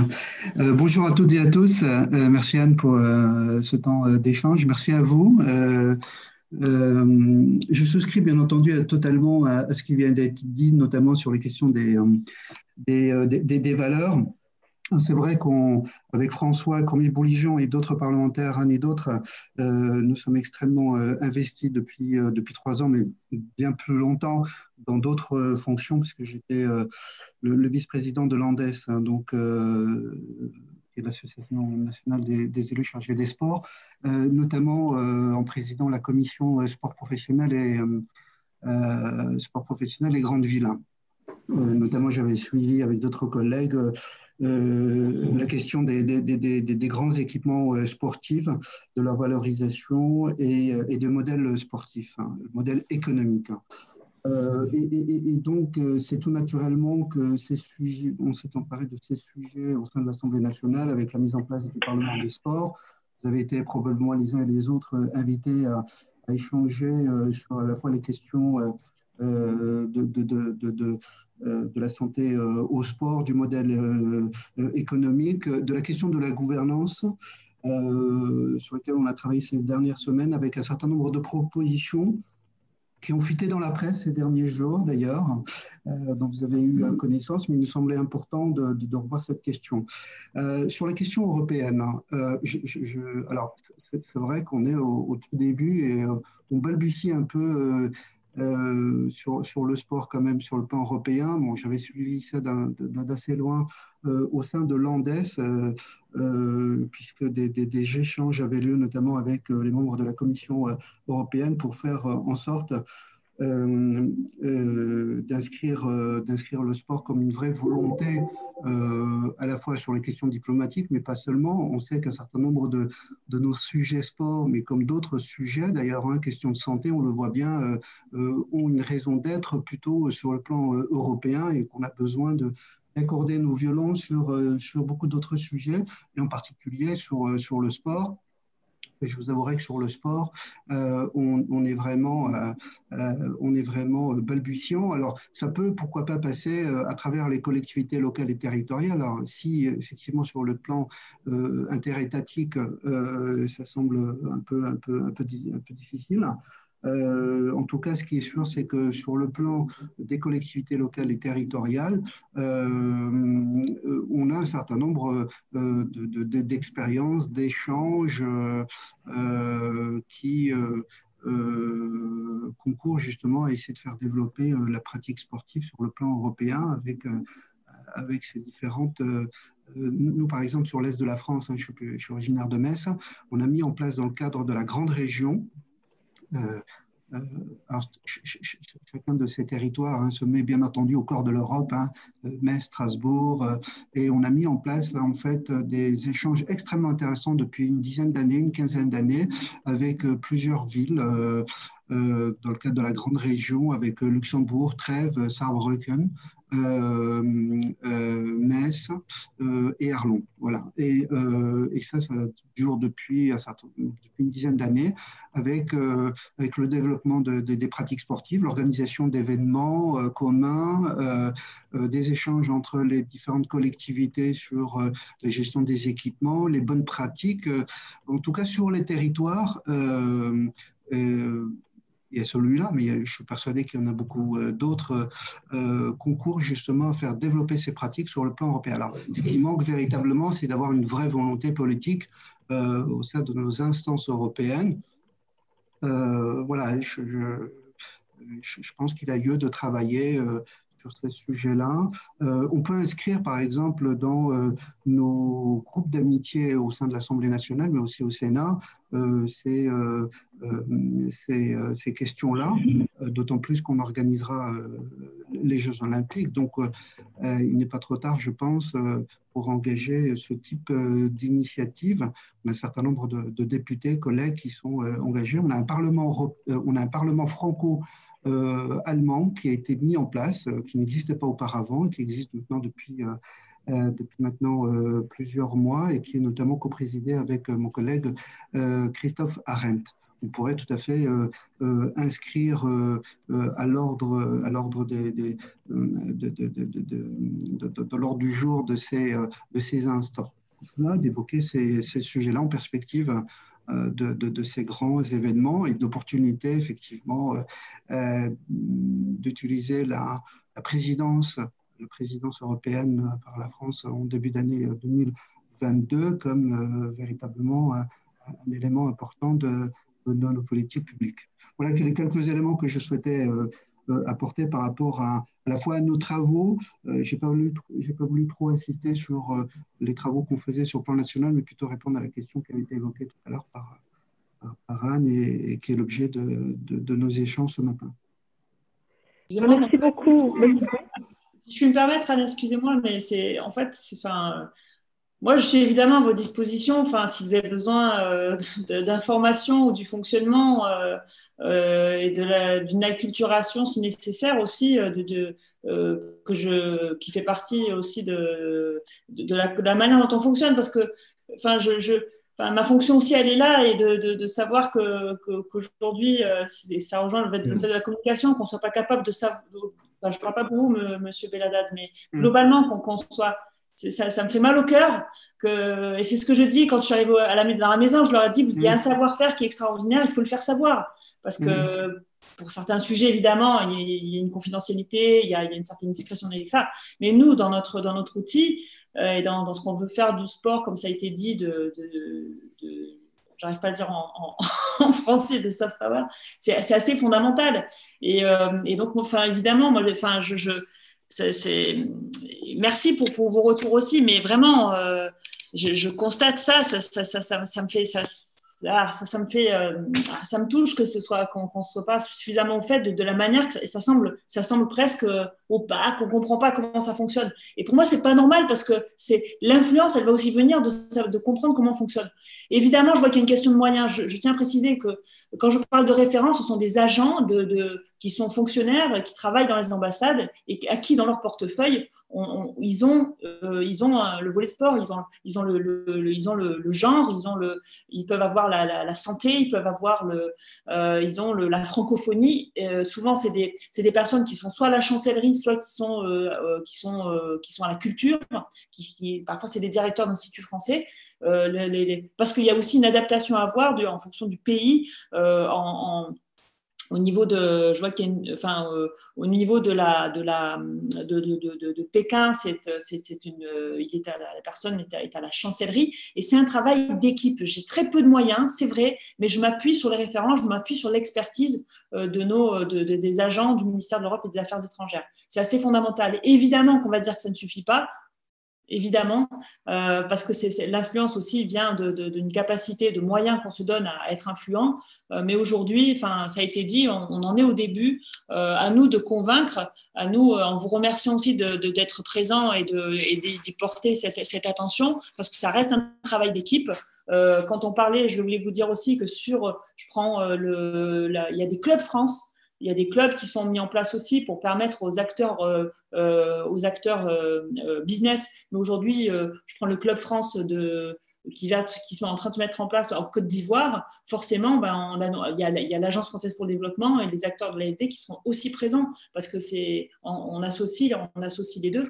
Enfin, simplement, voilà, je voulais vous faire part de ces précisions, et qu'il en est de ma responsabilité et de ma fonction d'être à votre disposition pour vous donner plus d'éléments ou de permettre des échanges entre acteurs. Mais totalement d'accord pour qu'on travaille ensemble. Il n'y a aucun sujet là-dessus, ça me paraît naturel. Merci Laurence. Je voudrais juste rebondir et féliciter Laurence, puisque je la connais depuis des années et je connais son engagement, et notamment sur le terrain, dans des pays divers qu'on a parcourus. Et je sais que ce n'est pas évident quand les moyens ne sont pas au rendez-vous. Je suis convaincu qu'avec très peu de moyens, on peut néanmoins faire des choses de qualité avec des gens qui sont motivés. Voilà. Merci beaucoup, Pascal. Je crois que Renaud Longèvre souhaitait prendre un dernier mot et puis ensuite je ferai une conclusion car le temps passe vite et nous allons devoir conclure. Renaud? Oui, bonjour. Donc, je travaille moi en Israël. J'ai été manager de l'équipe de France d'athlétisme. J'étais plus de 20 ans entraîneur national d'athlétisme pour la France et maintenant, depuis 3 ans, je suis en exil à Tel Aviv.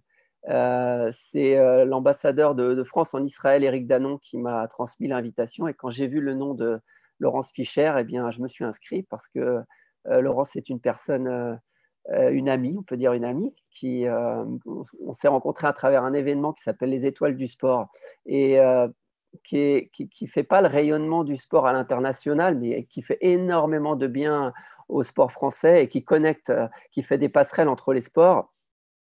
Et voilà, moi je voulais juste vous renvoyer un petit peu le point de vue de quelqu'un qui est passé de l'autre côté, en fait, qui travaille plus en France, qui travaille pour un autre pays.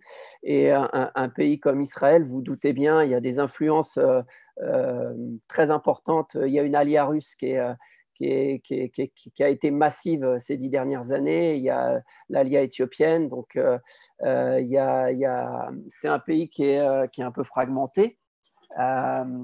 Et le sport fait partie des axes pour apporter de l'unité à l'intérieur du pays. Moi, déjà, je trouve ça super que Laurence soit à ce poste-là et fasse ce job-là, parce que je la connais personnellement et que je sais que c'est quelqu'un qui a une détermination sans faille et qui a aussi un réseau très, très implanté à l'international, tout comme Pascal, que je salue, vieux camarade de l'INSEP depuis longue date. Si je me suis inscrit, c'est aussi parce qu'on a les Français comme ça de l'étranger un peu le mal du pays et ça fait toujours plaisir d'échanger et de parler avec des gens qui sont au pays. Pour redire aussi que oui, tous les gens qui sont… on est, je crois, plus de 80 dans le monde. Alors, les très connus, c'est Siegfried Mazé en Norvège avec le biathlon, c'est Hugo Bry que Pascal a cité, c'est Franck Boisdin au Japon. C'est pas parce qu'on ne travaille plus. Moi, personnellement, je suis un fonctionnaire du ministère des Sports. J'ai passé un concours qui s'appelle le professorat de sport, je suis en disponibilité, mais je vous avoue que depuis que je suis en dispo depuis 3 ans, je n'ai eu aucun contact avec l'administration française.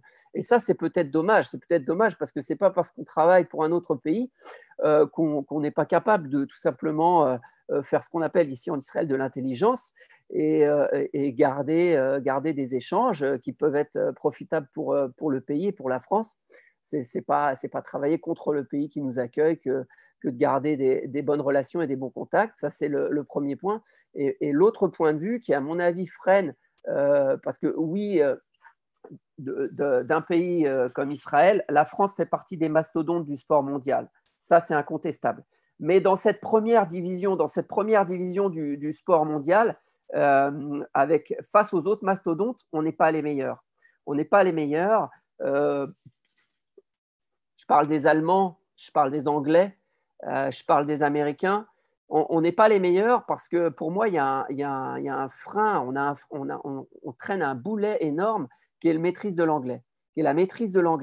Les gamins français, je peux vous assurer que les collégiens français, le niveau moyen de l'anglais, là je ne parle pas de sport, est pas bon. Il n'est pas bon et j'ai énormément de collègues aujourd'hui dans les formations que je fais pour les entraîneurs israéliens. Je prends des Allemands, je prends des Néerlandais, je prends des Suisses parce qu'ils sont capables pendant 2 heures de tenir une conférence sans problème sur l'entraînement de la capacité lactique sur le 400 mètres. Les entraîneurs français, les officiels français, les athlètes français traînent comme un boulet la maîtrise de l'anglais. Donc ça, c'est un premier point. Je pense qu'il pénalise le rayonnement de la France à l'international, encore une fois, on est dans la première division. Quand on voit arriver la France sur une compétition, quel que soit le sport, on est dans les grands pays. Il y a pas, ça, ce n'est pas contestable. Et voilà, les autres éléments, je trouve aussi que, là encore, l'anglais, nous, on a énormément d'échanges avec on fait partie de la Confédération des Balkans. On va beaucoup en Bulgarie, on va beaucoup Ukraine, il y a énormément de liens avec Serbie, Croatie, tous ces pays-là. C'est l'anglais, là aussi c'est l'anglais. Le français n'est pas du tout présent dans ces pays-là et forcément ça freine le rayonnement. Voilà. Mais en tout cas, j'étais très intéressé par tout ce qui s'est dit et avec plaisir pour à l'avenir échanger à nouveau s'il y a des conférences ou des débats. Renaud, de grâce, c'est la dernière fois que tu te présentes. L'entraîneur de l'Adi Doucouré qui a formé un champion du monde d'athlétisme, ça ne se présente pas. C'est pas grave, ça. C'est un accident de parcours. Alors, je ne sais pas si Anne, tu nous entends, parce que je vois un message d'Anne qui nous dit qu'elle ne nous entend plus. Parce le micro est en mute. Oui, mais elle mise que en mute, mais si elle ne nous entend plus, elle va avoir du mal à faire la conclusion. Ah. Anne, tu nous entends? Ça y est, je crois que je vous ai récupéré. Je suis désolée, j'ai un petit souci. Du coup, j'ai pas pu entendre la fin de ce que disait Renaud, mais qui était absolument, en tout cas, les vues étaient absolument passionnants. Alors, j'aurais bien voulu donc maintenant conclure parce qu'on en arrive à la fin. Je voudrais juste vous citer cette anecdote qui m'avait beaucoup frappée parce qu'on a évoqué tout à l'heure notamment les nombreux savoir-faire français, l'expertise que nous avons indéniablement et hélas insuffisamment connue. À la suite d'une médaille que la Chine a obtenue en escrime, une médaille d'argent, je crois, sur des Jeux Olympiques.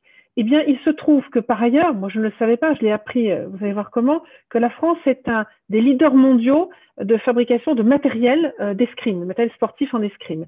Et on a une société française qui s'est créée, qui vend en B2C, donc direct aux clients, toutes sortes de produits fabriqués en France. Eh bien, l'un des produits avec lesquels elle a eu le plus de succès, c'était le matériel d'escrime. Et elle s'est posé la question, mais je ne comprends pas pourquoi d'un seul coup des Chinois s'intéressent à l'escrime. Et c'est là qu'elle a vu qu'il y avait une médaille d'argent chinoise en escrime qui a expliqué cet engouement. Donc on voit bien là qu'avec un peu de curiosité qui a été évoquée tout à l'heure, voir un petit peu ce que d'autres pays ont comme talent dans tel ou tel sport, ça nous permet peut-être de propulser certains de nos savoir-faire à l'étranger.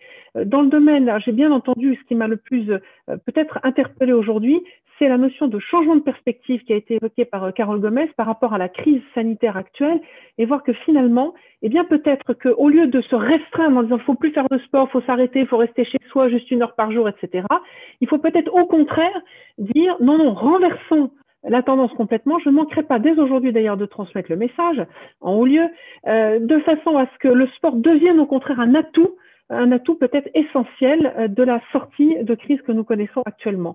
Et puis, ça a été évoqué par plusieurs intervenants, donc je citais Marc Guyon qui est présent, Fabien Levé également, qui parlait d'événements sportifs qu'il souhaiterait créer pour vraiment réunir justement Français et Japonais. On sait combien les événements sportifs sont fédérateurs et porteur de messages d'émancipation et de paix. Donc vraiment voir maintenant, ce qui m'intéresserait de passer peut-être à l'étape d'après, c'est voir comment sur le terrain on peut s'appuyer beaucoup plus, ça a été évoqué par Élodie tout à l'heure, sur les Français présents sur place. J'ai entendu que nous avions des référents dans nos ambassades, alors pour avoir beaucoup travaillé sur le budget du ministère des Affaires étrangères, je vois bien que les moyens sont souvent limités, on va dire, on va rester raisonnable dans le propos, mais on pourra en dire plus. Et en tout cas, voir comment on pourrait, j'en ai souvent parlé avec Pascal Gentil notamment, s'appuyer beaucoup plus sur nos Français et les 80 sportifs qui ont été évoqués par Renaud tout à l'heure. Ça me semble vraiment essentiel et je suis absolument convaincue, ça a été dit en filigrane, que c'est insuffisamment fait, qu'on a vraiment des pépites partout qui portent nos valeurs, qui portent nos normes également, qui portent parfois notre langue, si je veux penser notamment à l'escrime, et qui peuvent vraiment renforcer notre influence française. Et je pense vraiment que le sport, on a beaucoup plus à faire au niveau mondial et bien évidemment au niveau européen, comme ça a été évoqué tout à l'heure. Donc finalement, à la fin de ce séminaire dans lequel beaucoup d'idées ont été portées, et merci à tous, je voudrais d'abord dire que à tous ceux qui sont ici aujourd'hui dans le webinaire. N'hésitez pas à nous recontacter après. Nous ferons un résumé de cet échange et nous essaierons de porter des propositions à notre livre blanc fin d'année qu'a évoqué Christian. Et donc d'ici là, peut-être que d'autres questions pourront émerger ou d'autres propositions pourront émerger. N'hésitez pas à revenir vers nous. Je me dis que pratiquement un deuxième webinaire aurait largement sa place parce qu'on voit vraiment qu'il y a beaucoup de choses à dire, beaucoup de choses à faire pour essayer de susciter encore l'engouement, l'intérêt et la sensibilisation même de nos postes diplomatiques, hein, parce que je vois que là, finalement, il va falloir également, même s'ils ont des référents, les sensibiliser encore beaucoup plus, et puis associer beaucoup plus nos Français présents sur tous ces territoires, qui portent nos valeurs, qui portent nos messages, et qui seraient certainement très contents d'avoir un soutien. Et vraiment, le message de Renaud m'a beaucoup touchée. Je pense qu'il est très fort, ce message, de montrer qu'on peut travailler dans un autre pays. C'est ce que portait Geoffroy Lamarche au dernier webinaire sur la recherche. On peut travailler dans un autre pays et même pour un autre pays. Ça ne veut pas dire qu'on est contre la France, loin de là, et qu'il y a vraiment beaucoup de choses à faire et à partager. Merci à tous pour votre participation. Rendez-vous le mois prochain pour un autre webinaire. Plusieurs sont en chantier. Nous n'avons pas encore arrêté la thématique, mais les sujets sont nombreux et si vous en avez vous-même à proposer, nous sommes à votre disposition. Et faites connaître aussi le Club France Initiative. L'ambition, c'est qu'il se développe et nous avons encore besoin de développer la notion de référent pays ou de coordonnateur pays, comme ça se fait dans le sport, mais là pour l'influence française dans le monde. Donc n'hésitez pas à proposer vos services. On sera ravis de vous associer à nos travaux. Merci à tous. Bonne semaine, bon mois et à très vite. Merci beaucoup. Merci infiniment. Merci Thé.